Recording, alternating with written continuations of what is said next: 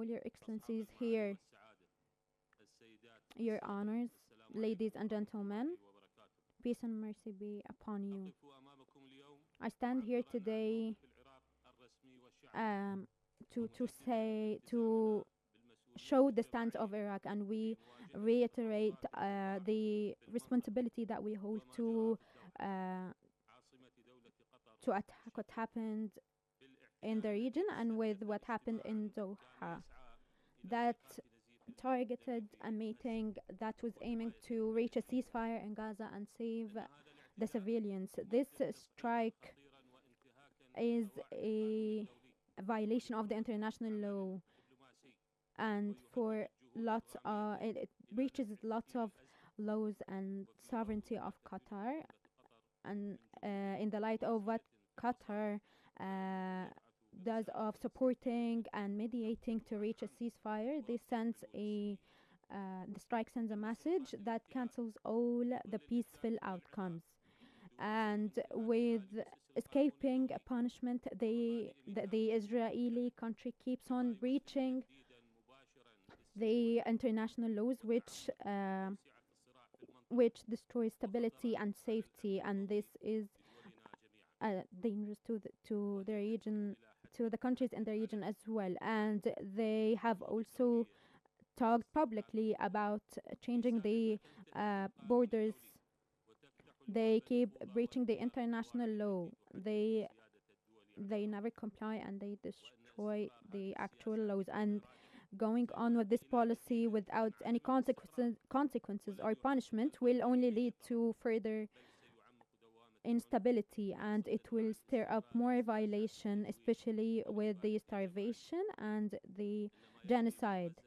What's happening in Gaza and the West Bank of strikes, forced displacement, destroying the infrastructure is not just a breach of international laws and humanitarian laws, but it has exceeded all that. They have created a suffering for the people here that is unprecedented, and it is a threat to the safety of the region. And so we reiterate that the stability of any Arab or Islamic country is very important to all the other countries, and it is crucial. And the larger countries that we have here, they need to take a stance and to start taking an action and taking a strong stance to reach stability in this part of the world. Your Excellencies, the leaders, the current situation, we need here to start taking an action and to holding them accountable. First of all, we need to have a unified stance, Arab and Islamic stance, and we need to put steps that can hold Israel accountable and to have them in court. Second of all, dealing with any strikes to the Arab or the Islamic countries as describing it as a threat to the safety, which needs then some diplomatic and political actions to ensure these strikes don't happen again. Third is having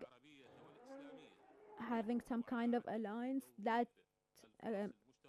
that has all the Arab countries, so that we can face the strikes that our people are facing.